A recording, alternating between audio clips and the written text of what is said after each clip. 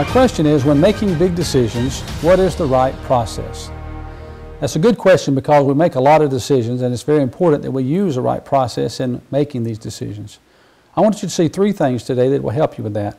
The first one is, when making these decisions, we need to ask ourselves the question, does it fit within God's principles for my life?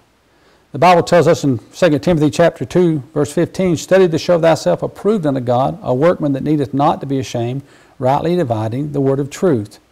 When we take the Bible and break it down into its principles, we begin to understand what God says is right and wrong. And all our decisions should be filtered on these kind of principles. Is it right in the eyes of God, or is it wrong in the eyes of God? We should never allow ourselves to make a decision that we know is wrong in the eyes of God. Well, some of the decisions are not based on right and wrong. They're much more difficult to decide than that. And we have a second way to filter our decision-making process, and that's number two, does it fit within God's priorities for my life? You know, the Bible tells us in 1 Timothy chapter 2, verse 1, I exhort therefore that first of all supplications, prayers, intercessions, and giving of thanks be made. So here we see that God has priorities for our life. Not only are there things that are good, but they are good in a certain order. Some things are to be done first. I think everybody should start their day out in prayer. Because this verse tells us that should be a priority for our life. And so as we're making decisions, we need to find out what are the priorities for our life. Have we built our life around a church so that Sunday would be the Lord's day and it would be a priority to be in the house of God?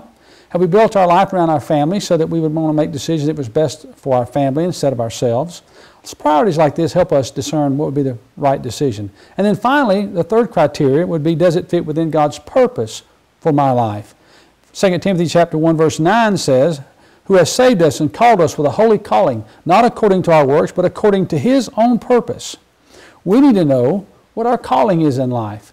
God has a purpose for us here on earth. Certainly our priorities would help us to accomplish that purpose.